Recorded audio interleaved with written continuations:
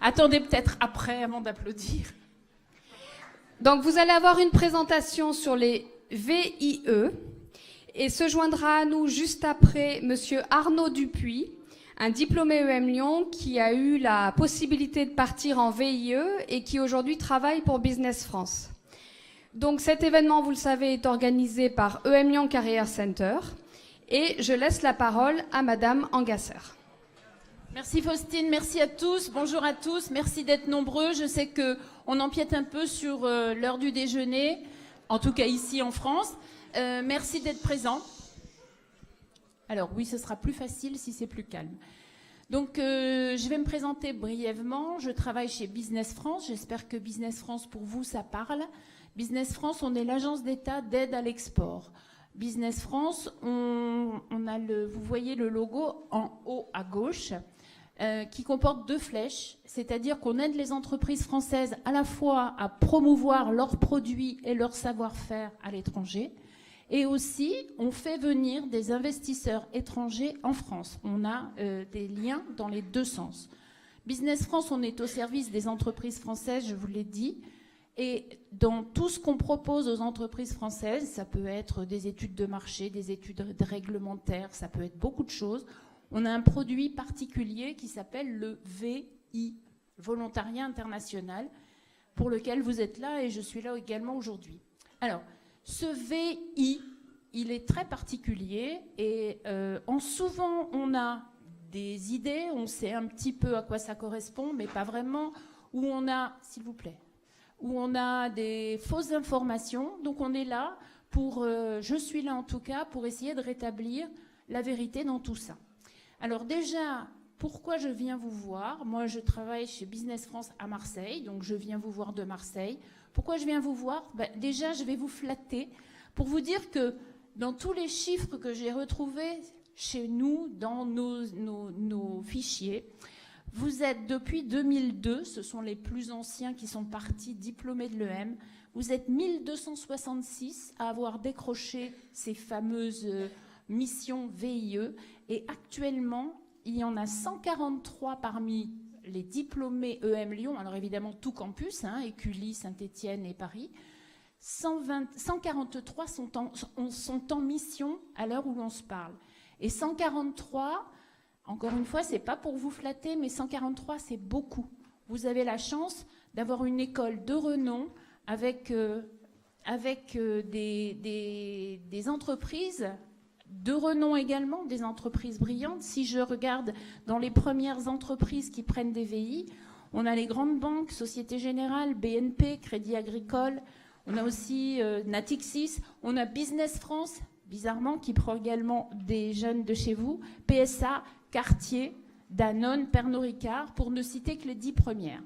Voilà, donc c'est vraiment un vivier chez vous qui intéresse l'entreprise. Donc on va parler, Arnaud vient d'arriver, on va faire une présentation à 2 voix et je vais déjà vous expliquer ce qu'est le dispositif. Ensuite, je lui donnerai la parole pour qu'il vous parle de son expérience personnelle.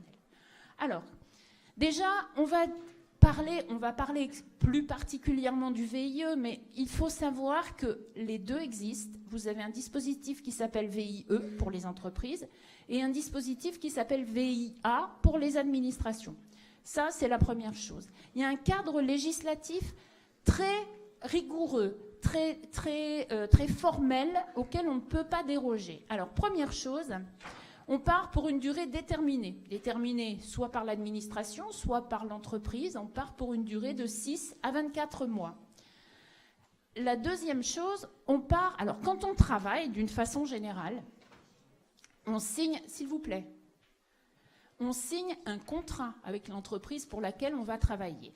La première remarque, la première spécificité, la première anomalie, je dirais presque, c'est que quand on part en VIE, on ne signe pas de contrat avec l'entreprise pour laquelle on part, on signe un contrat avec nous, Business France. Alors pourquoi c'est comme ça? C'est très particulier. Vous allez avoir une lettre d'engagement, c'est l'équivalent d'un contrat, qui va vous lier, vous et nous, Business France. En parallèle, on aura un contrat avec l'entreprise. Ça, c'est la première spécificité. Alors pourquoi c'est comme ça? Ça remonte à des temps un peu anciens, ça remonte à l'ancien service militaire, ça a changé de dispositif et de disposition en tout cas à partir des années 2000, mais c'est de toute façon géré par Business France. Alors, je vous l'ai dit au départ en présentation, Business France, on est une agence para-publique, on est un EPIC. Le fait que vous signiez avec nous EPIC, ça va vous conférer un statut très particulier. Alors, c'est ça qui est difficile à comprendre, c'est que ce statut, j'ai associé 3 mots qui sont un peu compliqués, statut, public, protecteur. Qu'est-ce que ça peut bien vouloir dire? Ça veut dire que du premier au dernier jour de votre mission, vous avez comme responsable direct, évidemment l'entreprise pour laquelle vous bossez, les partenaires, vos tuteurs, vos contacts dans l'entreprise, mais directement au-dessus, c'est l'État français. Alors, qu'est-ce que ça peut apporter? Ça apporte une protection. C'est-à-dire que vous soyez dans n'importe quel pays, et on fait partir des VI dans plus de 120 pays actuellement, il est évident que vous ne partirez pas dans un pays à risque, du type Mali, Syrie, Libye, Afghanistan. Tous ces pays sont strictement interdits. Mais vous pouvez être amené à partir dans un pays un peu sensible, voire même éventuellement, et je ne veux apporter la guigne à personne, je ne souhaite rien de mauvais, mais il se peut que pendant que vous serez en mission, il y ait un tremblement de terre, il y ait un attentat, il y ait un incendie. Vous voyez ce qui se passe actuellement en Californie. Eh bien, immédiatement, vous êtes identifié et mis à l'abri par l'ambassade de France. Alors, vu d'ici, ça ne vous paraît pas particulièrement intéressant ni important. Mais je pense que Arnaud nous le confirmera tout à l'heure, quand on est loin de sa base, loin de sa famille, loin de l'école, loin de ses amis, le fait de savoir que derrière, il y a l'État français, je vous assure que c'est rassurant. Donc ça fait partie du statut du VIE ou du VIA. Il y a l'État derrière, même si vous travaillez pour une entreprise privée. Donc ça, c'est la première chose. Et puis, évidemment, même si on signe cette lettre d'engagement avec vous, on n'a pas les compétences pour vous choisir, pour déterminer qui peut partir pour telle ou telle mission.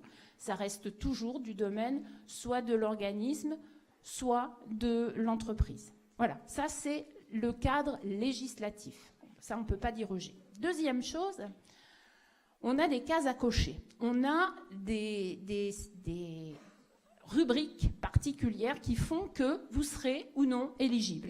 La première chose, ça j'ai pas peur, vous avez entre 18 et 28 ans. 28 ans compris, on a le droit de partir jusqu'à la veille de ses 29 ans. Donc là, je pense que vous cochez largement tous la case. La deuxième chose, il faut être impérativement français ou ressortissant d'un des pays de l'Europe, de l'EEE. Alors, on a le droit, s'il vous plaît, on a le droit d'avoir 2 nationalités, voire éventuellement triple. Vous pouvez très bien être, par exemple, mexicain et espagnol, ou marocain et anglais. Pourquoi pas? Si dans une de vos nationalités, vous avez la France ou l'Europe. Et ça, on ne peut pas déroger. Donc, il n'y a aucun moyen de dérogation possible. Il faut vraiment, impérativement, respecter ces conditions d'éligibilité-là. Troisième chose, ça c'est un peu un clin d'œil, mais je vous assure que quelquefois on peut avoir des mauvaises surprises. Casier judiciaire vierge. Ça veut dire que nous, Business France, quand l'entreprise va nous dire, voilà, pour telle mission, je cherche telle personne, tel jeune, j'ai choisi telle personne. Nous, Business France, on va faire une étude. On va derrière, on va vous demander des papiers, on va vous demander un scan de vos papiers d'identité, de vos diplômes, etc. Et on va vous demander un extrait de casier judiciaire. Attention, ça peut vous porter préjudice. Le casier judiciaire en France, il est construit sur 3 niveaux. Le premier, il est facile à effacer. Le deuxième, il est beaucoup plus compliqué. Le troisième, on n'en parle même plus. Si vous avez tué père et mère, il est clair que vous ne pourrez pas partir. On ne vous laissera pas traîner des casseroles. Vous partez encore une fois avec derrière vous l'État français. Donc attention, j'insiste, conduite en état d'ivresse ou bien consommation de substances illicites, ça peut vous porter préjudice et c'est difficile après. J'ai vu des cas ou, heureusement il n'y en a pas beaucoup, les jeunes sont refusés parce que le casier judiciaire n'est pas vierge. Donc gardez ça en tête. Et puis, dernière chose, dernière condition, on a le droit à une seule fois, c'est one shot, on a le droit à un VIE ou un VIA, pas les deux, hein, un ou l'autre, mais une seule fois dans sa vie, dont l'intérêt, c'est de choisir le bon moment et puis surtout que je vous explique comment et pourquoi. Au revoir. Alors, un VIE quand? La première chose qui vous vient en tête, c'est j'ai terminé mes études et j'ai envie, l'international me gratouille, j'ai envie de partir travailler, lancer ma carrière à l'international. La grande majorité des jeunes qui partent en VI partent dans ces conditions-là, c'est-à-dire j'ai terminé mes études, je suis diplômée et je pars en mission. La deuxième possibilité, et c'est bien dommage pour ceux qui partent, j'allais vous indiquer qu'on peut partir en même temps qu'on fait son stage de fin de cycle. C'est-à-dire que bien souvent, je pense que chez vous c'est le cas aussi, dans de très nombreuses grandes écoles, la dernière partie du M2 est validée par un stage professionnalisant, on va dire. Il est tout à fait possible de partir en stage en même temps qu'en VIE. Alors c'est un tout petit peu plus compliqué en matière d'organisation. Il faut que la convention de stage que vous avez entre vous, l'école et l'entreprise, stipule que vous partiez en stage et en VIE en même temps. Pendant les 6 premiers mois de votre VIE, vous aurez 2 casquettes, la casquette de stagiaire et la casquette de VI. Et vous allez continuer, une fois que vous aurez terminé votre stage et qui sera validé par l'école, vous allez continuer sur la lancée avec les mêmes prérogatives et le même travail qui sera fait auprès de l'entreprise. Pourquoi est-ce qu'on complique la tâche? On peut se compliquer la tâche parce que ça vaut vraiment la peine. Vous allez voir tout à l'heure, les avantages qui sont liés au VI sont énormes et on ne joue pas du tout dans la même cour quand on travaille à la fois à la place d'un VI. Le même travail va vous permettre de gagner beaucoup plus d'argent et d'avoir des avantages qui sont incontestables. Donc, gardez-le en tête, le stage de fin de cycle est possible à réaliser en même temps qu'un VI, à condition évidemment que l'entreprise soit d'accord. Alors, si en revanche vous faites un stage, on va dire classique, il est tout à fait bienvenu à ce moment-là de vous signaler auprès de l'entreprise. C'est-à-dire que si vous faites un stage, que tout se passe bien, que l'entreprise vous intéresse, faites-vous connaître, faites-le savoir, commencez à vous faire identifier, dites à l'entreprise et posez les bonnes questions, demandez à l'entreprise si éventuellement, alors déjà si elle est à l'international, ça vous le saurez très vite, mais si éventuellement elle pourrait envisager de vous prendre à la suite du stage en VI.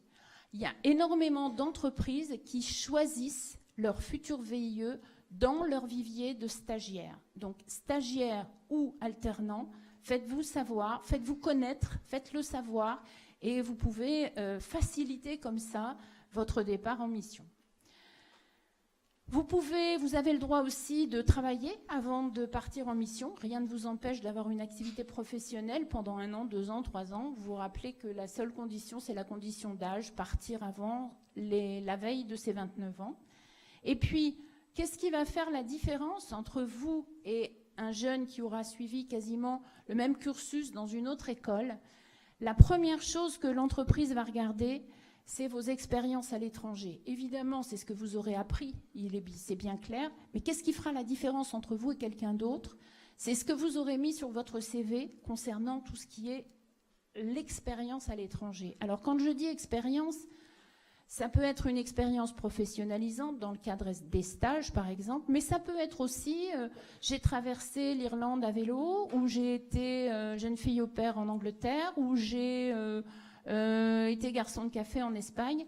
Tout ça, ce sont des expériences que vous ne devez pas avoir honte de signaler sur votre CV.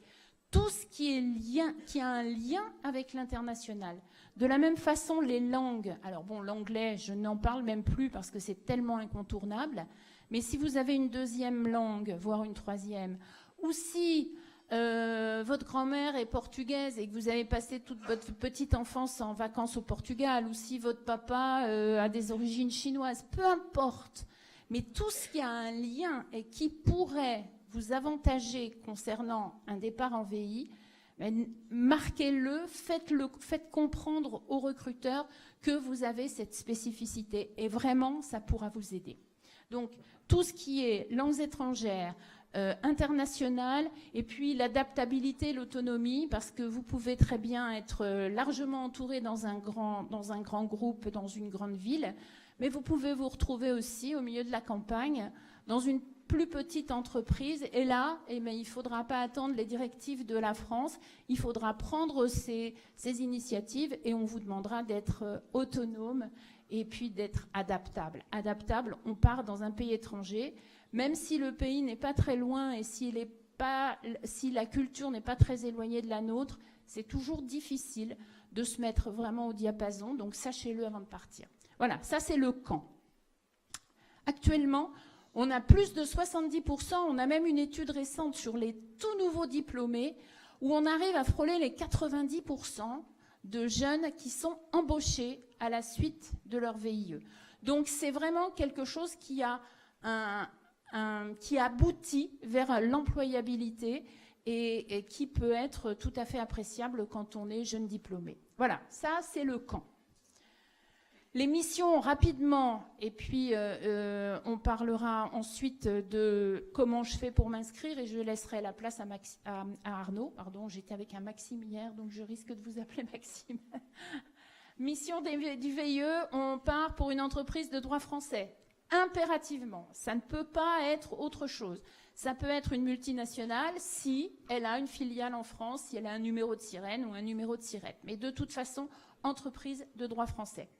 Elle cherche à s'implanter ou elle cherche à se développer à l'étranger. Ça, c'est aussi la deuxième caractéristique. Tous les métiers sont concernés. Je vous ai cité tout à l'heure quelques entreprises qui avaient pris des diplômés de chez vous.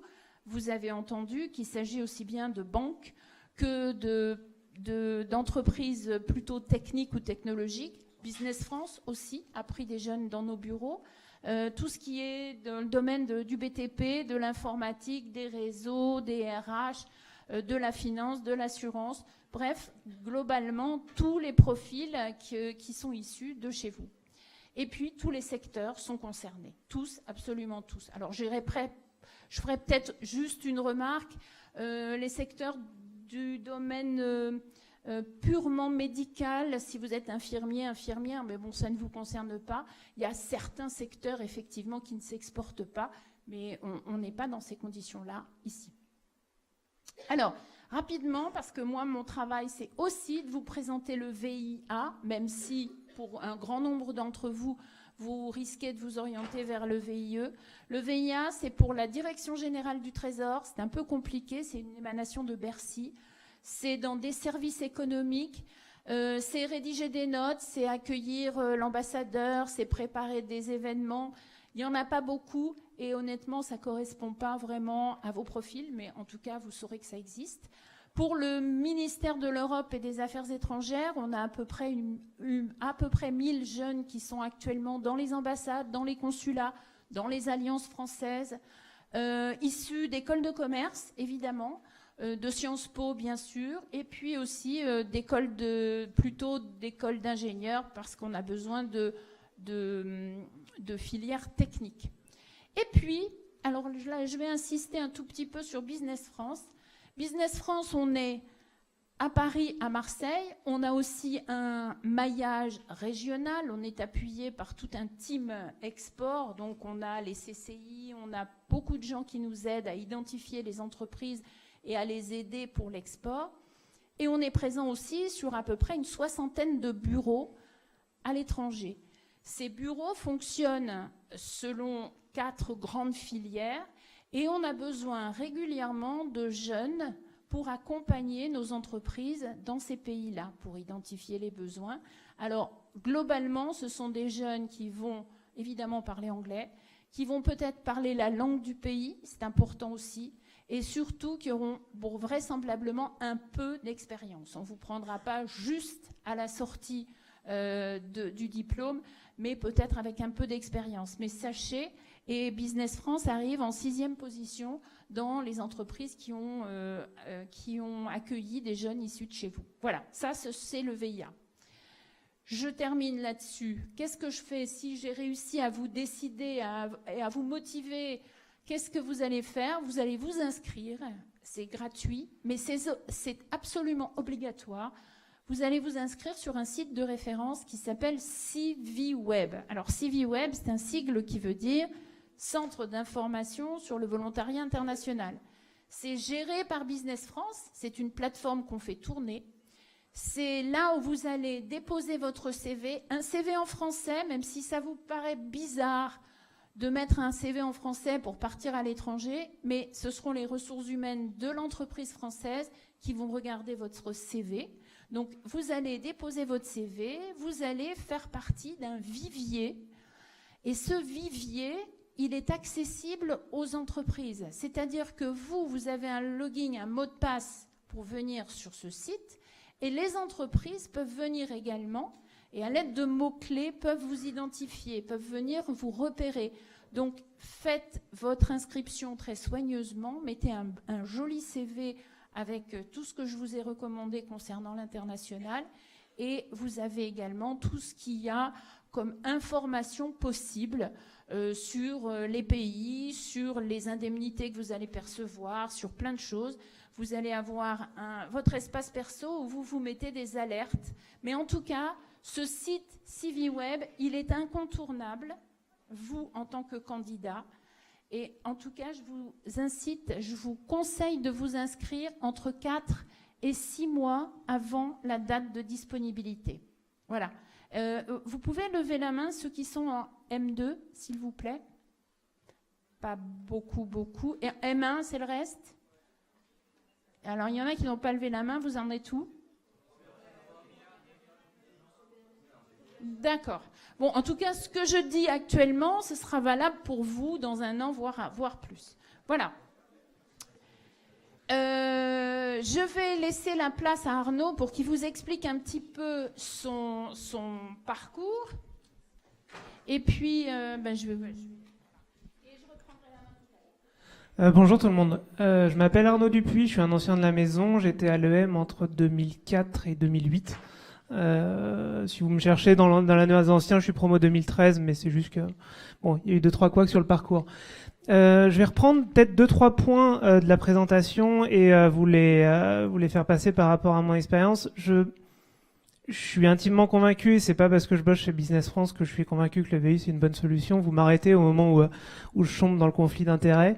Mais globalement, on a une super formule en France avec le VI qui vous permet de partir entre 6 et 24 mois à l'étranger pour une boîte française en étant jeune, sachant que on est très tourné vers l'international. Je sais plus combien il y a de mois obligatoires à faire à l'étranger en période master, mais nous c'était 12 à l'époque. Donc on a déjà un vrai prisme étranger. Et le VI, c'est un bon moyen de poursuivre sur ce prisme-là. Plusieurs choses. Moi, je suis parti en VI, là où ça raccroche avec pas mal de points de la présentation d'avance, et je suis parti en VI, j'ai quasiment 28 ans. 27. Je suis parti en stage pour Business France, enfin l'ancêtre de Business France qui s'appelait UbiFrance, l'émission économique. Je suis parti à Bangkok pendant 6 mois. Je suis rentré, j'avais gardé toute ma période à l'étranger à la fin de mon parcours scolaire, fin de mon parcours pédagogique, pour essayer de m'implanter après ensuite. Ça n'a pas marché. Sorti en 2009, le marché du travail à ce moment-là n'était pas génial. Donc j'ai travaillé à Paris entre-temps. J'ai bossé 2 ans chez Bearing en conseil. Et à un moment, l'idée de repartir à l'étranger et dans le réseau d'émissions économiques et en VI est revenue. Et c'est à ce moment-là que j'ai trouvé un VIA pour le coup, donc chez UbiFrance à Kuala Lumpur en Malaisie, où j'y ai passé un peu moins d'1 an et demi. C'est pour des raisons personnelles que j'ai dû partir plus tôt, pour partir en Algérie et pour revenir après en France. Bref, parcours est un peu compliqué. Je vous passe les détails. Ceci dit, là où je rejoins complètement ce que disait Geneviève tout à l'heure, c'est étudiant, un VI camp, étudiant, stage de fin d'études, ça marche. À l'issue d'un stage, d'une alternance, beaucoup de boîtes, et on le voit, là c'est pas que mon expérience personnelle, c'est aussi le groupe de potes de l'EM qui est aussi dans ce cas-là. très rares sont partis en VI sans avoir déjà une première expérience avec l'entreprise. Pourquoi ? Parce que la boîte, elle investit sur vous à un moment aussi, elle va vous envoyer 2 ans avec une vraie mission, et elle va se dire, cette personne, je peux pas l'envoyer si je la connais pas un petit peu. Donc l'expérience, quand vous avez fait des stages dans une entreprise, l'entreprise parfois connaît pas la formule VIE, aujourd'hui c'est mon problème, parce que je m'occupe du market chez Business France, donc je suis obligé de faire connaître les offres auprès des boîtes. Les entreprises connaissent pas forcément le VI, donc à vous aussi de les évangéliser sur ce sujet-là. Il y a une opportunité à l'étranger, on est en train de développer telle branche à l'international, moi ça m'intéresse, je suis partant. La formule VIE existe, elle coûtera moins cher pour vous que d'envoyer un expat. On y reviendra après sur ce sujet-là, mais et donc vous avez tout intérêt à m'envoyer en VI. En plus, je suis le bon candidat. Après une première expérience professionnelle, c'est très souvent vrai. La dernière étude montre que l'âge de départ des VI augmente un peu au fur et à mesure. On est plus autour de, 26,5, 26,5. Donc, on en voit de moins en moins souvent des juste sortis d'école. Parce que, encore une fois, la boîte, elle investit sur vous, elle veut vous connaître un peu, elle veut que vous ayez déjà 2-3 réalisations.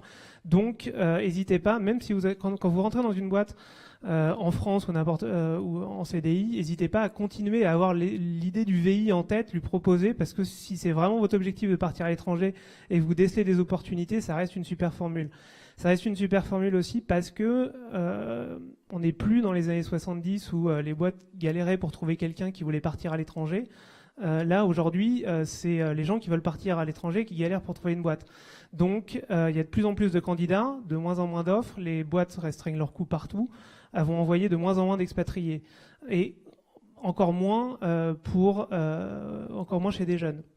Donc, le VI est une bonne alternative aux entreprises à ce niveau-là, pour la cible jeune. C'est peut-être pas un discours très politiquement correct chez Business France, mais tant pis, parce que, honnêtement, c'est la réalité des choses. Pour faire la différence expérience à l'étranger, ça c'est une évidence. On disait tout à l'heure, c'est ce qui peut vous paraître anodin, c'est que vous êtes sous l'ombrelle ambassade de France. Alors oui, ça peut paraître aujourd'hui gadget. Moi, quand je suis arrivé en VI en Malaisie en 2011, c'était 2 mois après Fukushima, avec énormément de VI qu'on avait rapatriés du Japon. Parce que, je vous refais pas le dessin de Fukushima, parce que on savait pas où les mettre dans la zone, et avec l'ambassade du Japon, on a travaillé à accueillir plein de VI en Malaisie avant qu'ils puissent repartir et que les conditions soient safe. Tout ça pour dire que vous êtes au Japon au moment où la Terre tremble, au moment où il y a des explosions nucléaires, etc. C'est un peu gênant, et là vous êtes bien content de trouver une bouée de sauvetage, d'autant que vous n'êtes pas toujours dans un grand groupe. J'y reviendrai après sur l'émission, mais vous pouvez être tout seul dans un pays et pas avoir d'autres lignes de contact que celle de votre référent Business France à l'ambassade. Rapide tour sur les missions du VI. Pour nous, l'école de commerce, on en voit beaucoup dans des dimensions business développement à l'étranger. Vous partez, vous avez une zone ou un pays à couvrir en particulier. Souvent pour les PME, ça c'est souvent le cas, c'est le moyen très utilisé par les PME. Exemple d'une boîte qui est en face de chez nous à Lyon là-bas, qui s'appelle Vibratech, qui est à côté de Centrale, qui a envoyé un VI, quelqu'un qui avait bossé pour 2 ans chez elle avant. Il l'a envoyé en Malaisie, donc pour Vibratech, pour développer le marché du sud-est asiatique. Derrière, son VI a été transformé en contrat d'expat parce qu'il a créé la filiale localement à l'issue de son VI. Enfin voilà, il s'est avéré qu'il y avait un marché, il y avait de quoi faire, il y avait un potentiel, il avait décroché 2-3 contrats, il a créé la filiale là-bas. Aujourd'hui, il y est toujours. Il vient d'avoir des jumeaux. Enfin voilà, donc au-delà du projet VI, derrière, il y a des vrais projets de vie parfois qui s'inscrivent dans la dimension VIE. C'est une mission qui est longue à l'étranger, donc vous avez vraiment le temps de tisser des liens à l'étranger. Donc business développement, beaucoup. Contrôle de G, beaucoup également auprès de PME. Il se peut, et ça arrive, même dans les grands groupes, je suis en train de réfléchir, un pote à Jakarta était contrôleur de gestion dans une usine pour Areva. Il était tout seul dans son usine, mais on se dit Areva, etc., c'est une grande boîte, d'accord, mais c'était uniquement de la prod. Il était tout seul à gérer le contrôle de gestion dans l'usine de Jakarta. Donc beaucoup de business développement, beaucoup de contrôle de gestion. Et au-delà de tout ce qui est banque et automobile, qui sont également des gros secteurs qui emploient beaucoup, mais sur des fonctions, on est vraiment sur du business développement et du contrôle de gestion très souvent. Ce qui ne veut pas dire qu'il n'y a pas autre chose. Mais de mémoire, ce qu'on voit beaucoup, c'est ce type de domaine. Le market, souvent, c'est un peu compliqué parce que les problématiques marketing sont très liées à un pays. Donc les entreprises vont plutôt avoir tendance à employer quelqu'un de local qui connaît les habitudes de consommation des gens, des gens localement. Ça pour les types de missions, pour nous sorties d'école de commerce. Et les missions derrière peuvent être de tout type. C'est soit défricher un marché, qui à mon sens sont des missions hyper intéressantes dans des pays, tout type de pays. La boîte vous envoie en vous disant bah voilà, prends ton bâton de pèlerin et va prospecter le marché. Et à terme, c'est l'exemple que j'utilisais tout à l'heure, à terme, créer la filiale locale et pérenniser l'implantation de la boîte sur place. Tout secteur, organisme et mission. Alors, type topo sur le VIA, il y en a peut-être un qui manque ici et qui peut être, je ne sais pas s'ils en prennent toujours, mais qui est intéressant pour nous, c'est l'AFD. Bon, pas beaucoup. Nous, en l'occurrence, Camille Chéniaud, promotion Lyon 2008 ou 2009, a fait un VI pour l'AFD. J'en connais deux, trois autres aussi. Donc l'AFD, des belles missions de financement de projets à l'étranger qui sont assez intéressantes. Ce qui nous concerne effectivement surtout, c'est Business France. Moi, je vous ai dit, je sors de Lyon en 2008, stage, puis une expérience entre les deux, un VI, une autre expérience entre les deux, et je suis revenu en 2014 chez BF, et aujourd'hui, je suis directeur du développement marketing.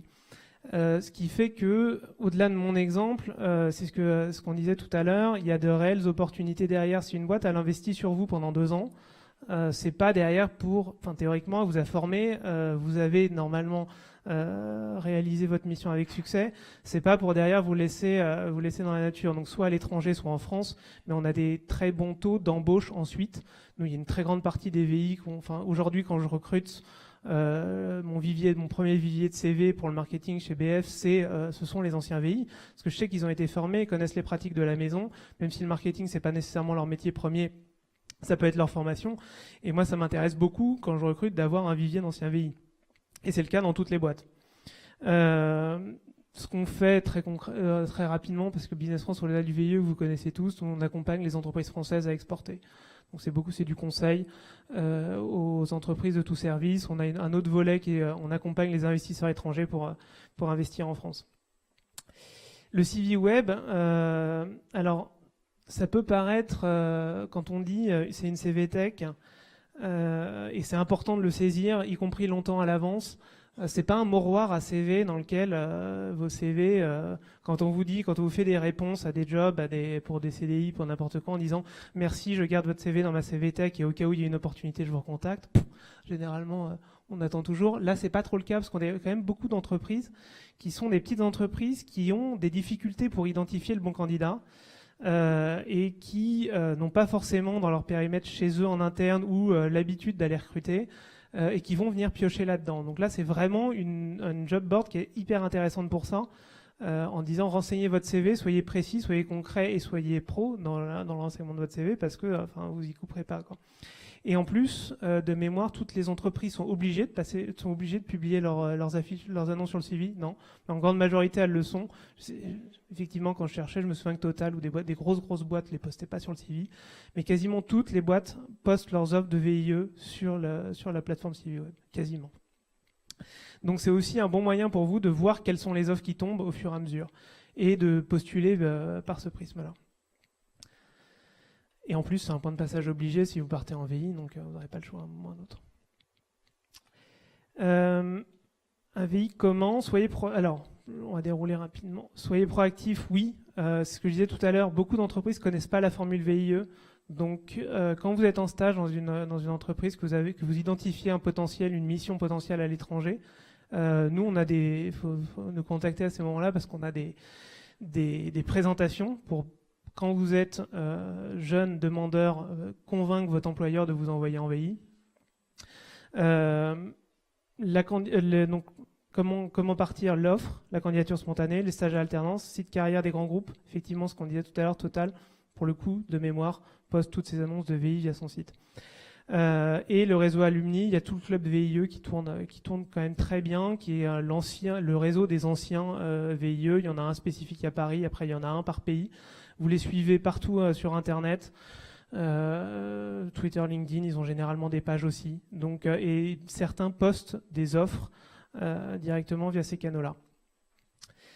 Je Je pourrais en parler longtemps. Le mieux, c'est si vous avez des questions au fur et à mesure à déminer. N'hésitez pas à m'interrompre et à... Ouais.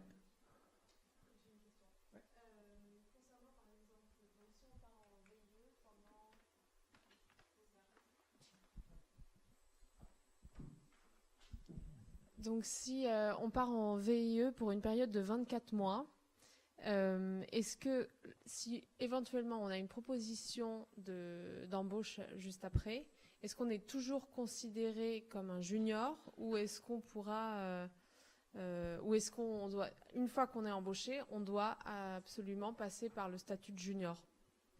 Ça va dépendre vraiment de la boîte qui t'embauche. Généralement, je vais pas te donner une réponse automatique parce que ça risque d'être faux, mais généralement non.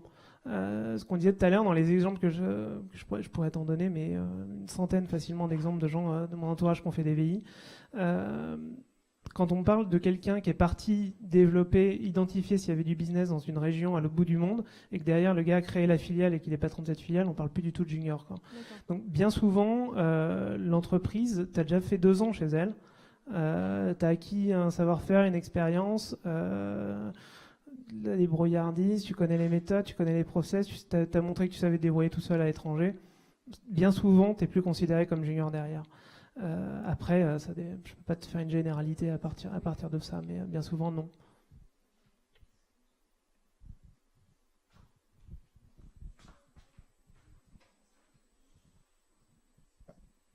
Si on est dans le cadre d'un stage de fin d'études, comment est-ce qu'on démarche l'entreprise? Est-ce qu'on va sur le site de l'entreprise ou sur le site CV Web?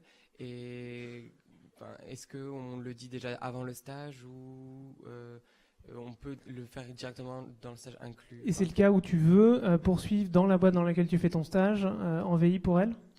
Non, c'est en démarchant Okay. pour le stage de fin d'année, l'inclure directement. Ah, Tout bah, à l'heure, on a parlé de c'était faisable de le faire en tant que stage de fin d'études. Comment on approche vraiment ça, puisque c'est un peu compliqué Postuler sur le site, et après c'est toutes les méthodes pour trouver du boulot, quoi. C'est essayer d'aller identifier la personne qui a posté le site, lui envoyer un message via LinkedIn. Enfin, c'est toutes les méthodes qui peuvent te faire passer, parce que si tu es en fin d'études, il y a des chances, je ne dis pas que c'est le cas tout le temps, mais comme on disait que l'âge a tendance un peu à monter, le départ en VI, il y a des chances qu'il y ait des profils qui soient plus seniors, qui postulent à cette offre-là, et que la boîte regarde plus facilement.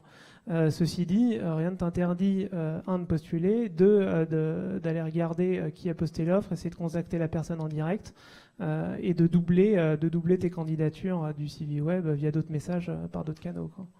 Oui, je vais répondre, je vais compléter, pardon. Effectivement, on peut switcher ce stage de fin de cycle en VI. Alors, il faut déjà, de toute façon, l'entreprise va voir parce que vous n'êtes pas diplômé encore. Donc, elle va, ah ben voilà, vous êtes en M1, vous avez fini votre M2. Non, je vais partir en stage. Donc, on est obligé d'informer l'entreprise. Bien souvent, l'entreprise, si vous avez vraiment le profil qui lui convient, elle va pas vous lâcher. Elle va vous dire, bon, bah ok, d'accord, c'est en stage, on est bien d'accord. La seule chose, il faut être d'accord avec l'école, savoir si l'école accepte une diplomation un peu tardive ou si elle accepte que vous fassiez votre soutenance via Skype, par exemple. C'est en général tout à fait possible, mais il vaut mieux jouer franc jeu avec l'entreprise. Et très souvent, on va en parler après, pourquoi est-ce que l'entreprise va accepter de payer un VI plus cher qu'un stagiaire? C'est parce qu'elle va vouloir mettre la main sur vous, vous garder, vous former et vous embaucher à la suite. C'est quand même ce qui se passe dans une énorme majorité des cas. Alors pourquoi l'entreprise? Parce que ce dispositif, c'est du gagnant pour vous, mais Arnaud va confirmer, c'est aussi du gagnant pour l'entreprise, parce que l'entreprise, évidemment, va y trouver son compte financièrement.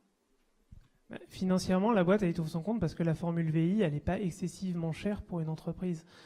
C'est un coût mensuel qu'elle paye. Tu rentres pas dans ses charges, etc. Elle paye pas de charges, elle paye juste N milliers d'euros tous les mois qui correspondent à ton indemnité plus des frais de gestion. Et derrière, elle s'occupe de rien. Donc pour la boîte, c'est vraiment tout bénef, quoi. Et pour toi aussi, parce que, pour toi, c'est tout bénef aussi, parce que ton indemnité, mais c'est ça concerne tout le monde. On va en parler juste On va en parler après. juste Mais après. effectivement, D'ailleurs, l'entreprise, si elle vous paye, une entreprise en France, si elle vous paye 2 000 €, il faut savoir qu'elle a 2 000 € de charges en plus. Le dispositif VIE est fait pour que l'entreprise soit dispensée de toutes ses charges patronales. Donc finalement, tout ce qui reste en plus, et on va le voir juste après, tous les avantages que vous pouvez avoir, vous, ça reste relativement peanuts pour l'entreprise. Ça, c'est particulièrement valable pour ceux qui sont en stage dans une boîte et qui se disent j'ai identifié un potentiel mission VIE. Il n'y a qu'un endroit, le premier endroit par lequel tu peux taper ta hiérarchie, tes RH, etc., c'est l'aspect financier, quoi. Écoute, regarde ce que ça te coûte si tu m'envoies hors contrat VIE, regarde ce que ça te coûte si tu m'envoies en VIE, c'est tout bénéf pour tout le monde.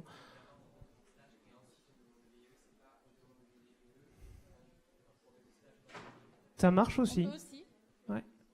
Et des gens qui sont partis en VI fin 2008 de l'EM et qui ont fait leur VI comme stage de fin d'études, ça a compté pour. Et après, à l'époque, c'était jouable, hein, PFE, soutenance projet professionnel, c'était faisable à distance. Et c'est de plus en plus. On va avancer peut-être. Alors là, top, va pas si vite. Là, on va attaquer. On a pas tapé le dur là déjà. On a essayé d'expliquer tous les tenants, les aboutissants.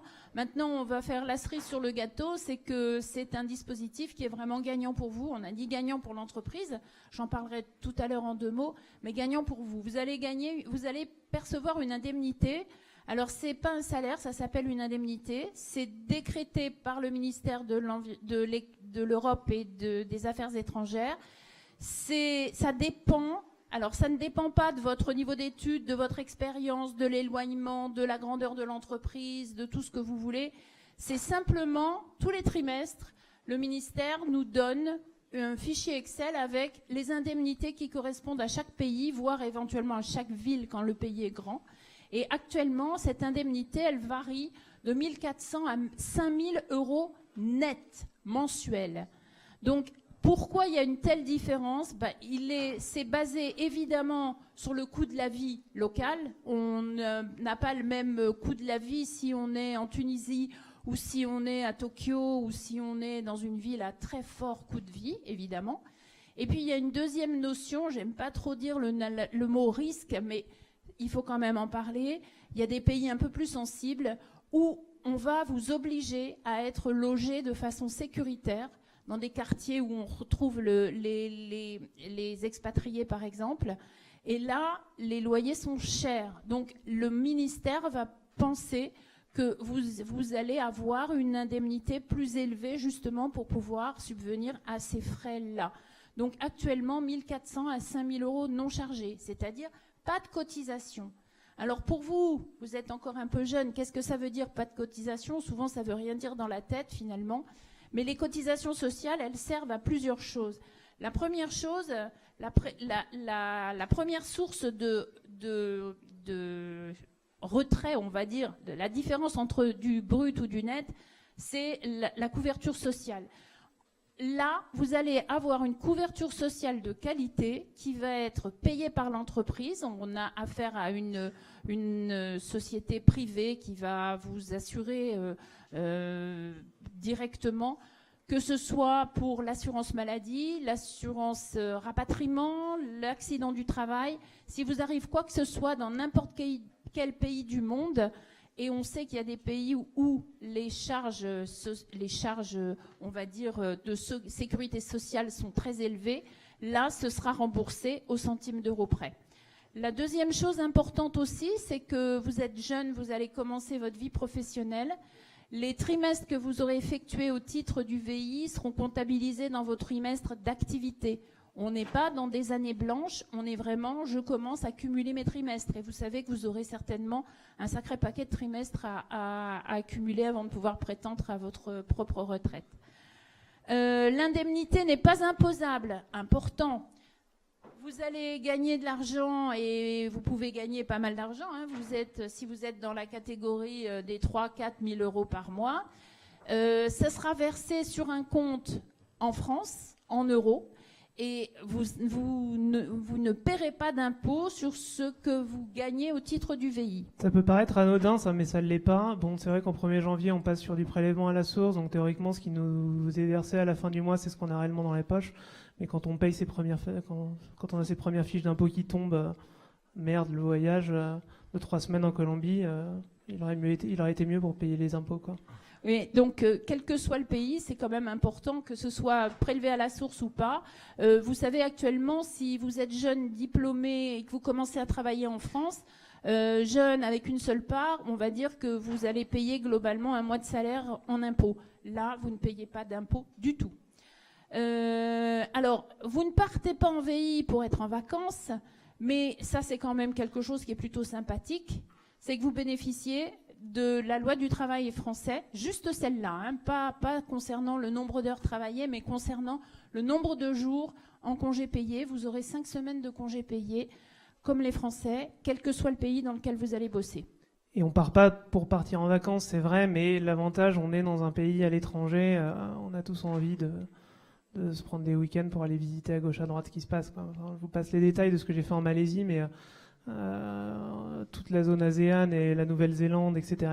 Enfin voilà, j'étais content de les trouver, mais 2 jours et demi de congé, quoi. C'est sûr. Le voyage aller-retour est payé par l'entreprise. Ça, c'est quand même sympathique aussi. Un voyage aller, un voyage retour. Là, on arrive dans « je déménage vraiment », puisque vous avez 150 kilos de bagages qui sont dont le transport est payé par l'entreprise. Et il est évident qu'on va vous donner le nom d'un transporteur par fret. Vous n'allez pas partir avec 4 valises au comptoir d'enregistrement de l'aéroport. Mais en tout cas, c'est compris, aller-retour. Les frais de visa, pour certains pays, les États-Unis par exemple, les frais de visa sont élevés. C'est aussi compris et payé par l'entreprise. Et puis le logement, je vais juste terminer là-dessus. On a un tout petit nombre de pays sur les 120 pays possibles pour le VIE. On a à peu près une quinzaine de pays où l'entreprise est obligée de vous payer le logement. Sinon, pour tout le reste, donc vous voyez, ça fait quand même une centaine de pays supplémentaires, c'est le seul point sur lequel vous pouvez avoir une négociation possible avec l'entreprise. Vous avez compris, l'indemnité, elle est fixe, elle est décrétée. Mais là, vous pouvez demander à l'entreprise d'abonder à votre logement, soit tout, soit ou partie. Je ne sais pas, chez vous, ça s'est passé comment ? Alors moi, j'ai payé mon logement parce que j'étais chez Business France et que l'année. Oui. Et qu'en VIA, on est un tout petit peu plus payé que les VIE. Oui, il y a une toute petite différence dans les... Mais ça dépend vraiment des entreprises. Ma femme est partie en VI à Johannesburg et tout son logement était payé. Elle avait une voiture de fonction. Ils n'avaient pas très bien compris à Johannesburg la formule VIE. Ils pensaient que c'était une expat qui arrivait. Très bien, donc ils lui ont tout payé pendant 2 ans. Au-delà de ça, plus on se rapproche du contrat un peu expat. C'est-à-dire plus vous allez partir vieux et plus le VI est un substitut de l'expatriation, plus vous allez pouvoir négocier, alors plus ou moins officieusement, parce que je suis pas sûr qu'il faut trop nous le dire ça, mais il faut le négocier avec la boîte, c'est-à-dire vous me payez X% de mon logement, tout mon logement, une voiture de fonction, j'en sais rien. Enfin après il y a plein de trucs qui sont un billet aller-retour par an. Enfin il y a plein de trucs qui sont possibles dans les contrats d'expat. Tout ce qui est avantage matériel, on va dire, c'est négociable. On ne peut pas négocier de primes, mais vous pouvez négocier un aller-retour supplémentaire pour voir vos familles à Noël. Vous pouvez négocier effectivement le logement. Et actuellement, on a fait une étude, on est à peu près à 50% des entreprises qui participent, alors peut-être pas complètement, mais qui participent au logement. Il y avait une question.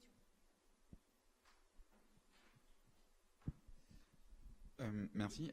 Sur votre marge de manœuvre dans les négociations en VIE, ok, il y a un intérêt pour l'entreprise en termes d'investissement dans ses ressources humaines, etc. Mais est-ce que l'État prend en charge, est-ce que Business France prend en charge une partie des frais qui sont alloués ? Alors, l'État ne prend pas en charge directement, Business France non plus, mais par le fait simplement que l'entreprise soit dispensée de cotisations patronales, c'est ça la prise en charge. Si elle vous paye 2 000 euros en France et que pour un VI et qu'elle est à 2 000 euros de cotisation en plus, là, elle est dispensée de ça. Si elle vous paye 2 000 euros, ça restera 2 000 euros. Donc, elle n'est pas carrément subventionnée, mais on lui retire des choses à payer. Donc, ça revient à peu près à ça. Et elle est là souvent ta marge de négo avec la boîte. Ça vous coûterait 4 000, ça vous coûte dans les faits 2 000. Qu'est-ce que vous faites entre les deux, quoi? Et puis j'en ai rajouté une louche sur le statut public parce que selon moi c'est vraiment quelque chose d'important. Voilà, on a parlé de Fukushima, spontanément les entreprises qui étaient sur place à l'époque n'étaient pas foncièrement inquiètes et disaient non ça va, on peut rester, on est dans le nord de l'île et blablabla. Bla, bla, bla. Mais le ministère des Affaires étrangères a tapé un coup de poing sur la table, a dit maintenant tous ceux qui sont au Japon on les sort. Et là, l'entreprise est obligée d'accepter. Donc ça, c'est vraiment quand même quelque chose d'important. Et je rajoute là-dessus, ça paraît anodin, hein, et on se dit tous, on est grand, on est capable d'aller vivre à l'étranger, loin de chez nous. Oui, le jour où vous partez tout seul pour votre boîte, que vous avez certes un hébergement sur place, mais qui a peut-être rien à voir avec votre entreprise, vous serez... on ne le souhaite pas, hein, mais le jour où vous êtes un peu perdu, vous êtes content d'avoir un fil auquel vous rattachez. Tout à fait. Et puis j'insiste aussi, mais ça je pense que Arnaud peut beaucoup mieux que moi, vous êtes quand même, quel que soit le pays dans lequel vous êtes, vous avez toujours un accompagnement parce qu'il y a toujours des VI, même s'ils ne sont pas tout près de vous, même si vous êtes un peu isolé dans la campagne, il y a toujours des VI qui sont sur place et il y a une solidarité interne entre VIE, VIA, anciens VI, il y a des clubs qui se sont ouverts partout, il y a quand même de l'aide de ce côté-là. Je confirme, c'est un premier réseau qu'on contacte quand on arrive à l'étranger et qu'on connaît personne. Comment je trouve un appart, tout un tas de trucs très cons, comment je paye mes factures dans des pays quand on arrive, allez payer votre facture d'électricité à Bangkok. Au début, vous savez pas le faire, il s'avère que c'est très simple, mais tant qu'on vous l'a pas dit, vous savez pas comment ça fonctionne. Donc c'est comment j'ouvre un compte bancaire, toutes ces petites questions-là. Le réseau VI, aujourd'hui, ça reste de très bons potes, ceux que j'ai rencontrés en Malaisie. Le réseau VI est là vraiment pour vous aider et vous verrez que généralement, c'est les meilleures soirées que vous passerez, quoi. Alors ne restez pas non plus trop entre franco-français, parce que c'est pas le but, mais c'est vrai que ça aide, surtout quand on arrive. Alors, quelques chiffres rapidement. Voilà, vous voyez les chiffres qui s'affichent à gauche. On a actuellement à peu près 10 200 jeunes à l'heure où on se parle. Ils sont répartis selon le globe que vous voyez. On a 52% des jeunes qui sont en Europe. Donc c'est vrai que si je faisais un sondage, je pense qu'il y en a beaucoup d'entre vous qui souhaiteraient partir, qui à New York, qui en Australie, qui en Nouvelle-Zélande. Mais regardez quand même plutôt la qualité de la mission, ce qu'on va vous demander, plutôt que l'emballage, le papier cadeau qui est la zone géographique. Regardez bien l'entreprise, regardez bien ce qu'on vous propose avant de regarder la localisation. Il y a des missions qui sont absolument splendides et qui débouchent sur un potentiel énorme, qui ne sont pas spécialement loin de nous. C'est peut-être pas très exotique d'aller en Belgique, mais il y a des super missions. Et en revanche, ça vous peut-être...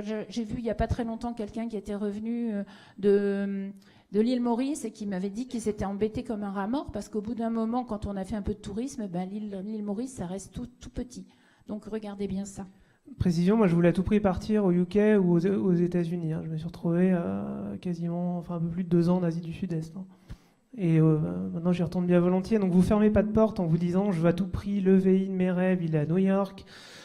J'ai spoté mon studio à Williamsburg, j'ai vu le bureau à Meatpacking, etc. C'est exactement ce que je veux faire. Bah ouais, mais il y en a beaucoup qui sont comme ça aussi, comme vous, qui l'ont spoté, ce truc-là. Et du coup, n'hésitez pas à être ouvert à d'autres destinations. Effectivement, la Zélande, c'est assez sympa. Je dis pas que tout le monde entier est sympa, mais il y a quand même des choses très intéressantes. Et sur la qualité de la mission, généralement, parfois, c'est inversement proportionnel. Plus le pays va être compliqué, plus la mission va être intéressante.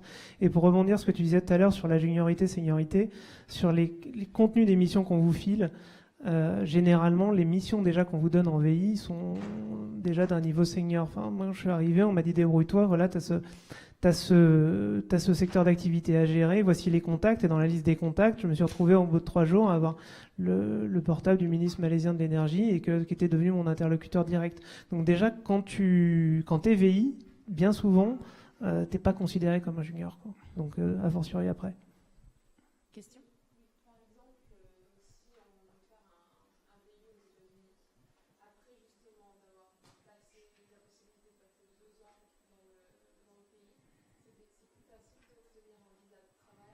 Alors attention, les États-Unis, visa très particulier. Quand on part en VI aux États-Unis, on n'a pas de visa de travail. On a un visa de stagiaire, même si on est sur un J1.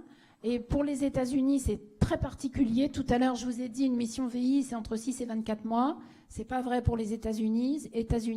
12 mois ou 18 mois, rien d'autre. 12 mois, je sors de l'école, je suis fraîchement diplômée. J'ai 12 mois, un G1 intern. 18 mois, je peux attester de 52 semaines d'activité et les autorités d'immigration américaines comptent à la semaine près, non pas l'année. Il faut vraiment attester de 52 semaines d'activité post-dernier diplôme dans le secteur d'activité du diplôme. Si vous êtes caissier chez McDo, ça ne marche pas. Donc attention à ça. États-Unis, 12 mois, 18 mois, G1 intern, G1 trainee. Et pas de visa de travail. Trainee, c'est 18 mois. Après, ça paraît très compliqué comme ça, mais vu l'armée de VI qu'on voit à Société Générale et BNP à New York, c'est que ça se fait bien. Et des gens qui restent après sur place. Voilà, justement, on en revient là. Le top des 10 premiers pays, vous les voyez. Juste un quiz, est-ce que quelqu'un connaît le numéro 9 ? Oui, mais toi, tu joues pas. Eh ben non. Alors ? Singapour. Et c'est tout petit, hein. C'est une ville-État. Singapour, c'est tout petit. Et c'est là où on trouve un grand nombre de VI, parce qu'il y a des banques, parce qu'il y a plein de choses. Et les secteurs qui recrutent, vous les voyez là, ça s'affiche également. Alors, comme on est quasiment à la fin de notre heure et qu'on n'est plus très nombreux, je vais vous proposer questions-réponses si vous en avez. Si vous avez des questions, on est là pour vous aider. Et puis surtout profiter de la présence d'un ancien de chez vous, d'un jeune ancien, mais ancien quand même, pour lui poser toutes les questions qui pourraient vous venir en tête. Et juste un truc, je te donne la parole tout de suite, juste un truc, parce que je vais pas devoir partir dans pas longtemps et peut-être un peu vite. Je suis sur LinkedIn, Arnaud Dupuis, ancien de EM Lyon et actuellement à Business France, donc ce sera le plus simple. Après, vous me contactez, vous m'envoyez un message. Moi, c'est juste une petite question par rapport à leurs critères de sélection, parce que finalement, tout le monde a envie de faire un petit peu le VIE ou VIA, et je pense qu'on est tous plus ou moins partis en stage à l'étranger. Qu'est-ce qui peut vraiment nous faire différencier pour le recrutement ? Moi, je pense qu'une partie, c'est limite ton expérience en France ou ton stage avant dans la boîte. Après, les entreprises peuvent prendre quelqu'un qui vient de l'extérieur pour l'envoyer 2 ans en VI. C'est pas, ça arrive, hein. Mais bien souvent, c'est ton passé dans l'entreprise qui fait que tu convertis derrière dans une expérience. Quand je vois dans mon entourage, c'est beaucoup ça. C'est du stage, du VI, ensuite CDI. Mais c'est vraiment le parcours, c'est vraiment une grande partie du parcours. Pour la banque, par exemple, je parlais tout à l'heure d'une personne que je connais bien qui était chez BNP à New York, a bossé chez BNP à Paris avant. Non, a bossé chez KPMG avant. Elle était en audit externe et candidature spontanée, candidature à une offre de VI sur le site de la BNP et elle a été embauchée. Donc, ce qui a fait sa différence, c'est sa connaissance du métier pour lequel elle postulait. Ça, évidemment, à un moment ou à un autre, on vous la demande, quoi. Mais d'où aussi le fait que le VI est une très belle opportunité, mais avec un poil d'expérience derrière quand même parfois. Alors n'oubliez pas non plus tout ce qui est soft skills. N'oubliez pas de bien remplir la rubrique qu'on passe souvent un petit peu très vite, genre mes centres d'intérêt, des choses comme ça. Ça peut jouer là-dessus. Donc essayez de vous démarquer d'une façon ou d'une autre. Je sais pas, hier par exemple, j'avais un recruteur qui disait que lui, il regardait aussi si vous faites partie d'une association, si vous faites du sport, si vous faites de la musique. Voilà, ça peut. Je dis pas que c'est déterminant, loin de là, mais ça peut jouer. Donc les soft skills. Et on croit que c'est du bullshit quand on est étudiant, ce genre de choses. Mais aujourd'hui, moi, quand je reçois plein de CV suite à une candidature, sur quoi je différencie là-dessus, quoi. Vous avez un peu tous les mêmes profils, les mêmes parcours, donc ça va être sur vous, c'est ce qui correspond à vous que ça va jouer. Oui, il y a une question tout au fond.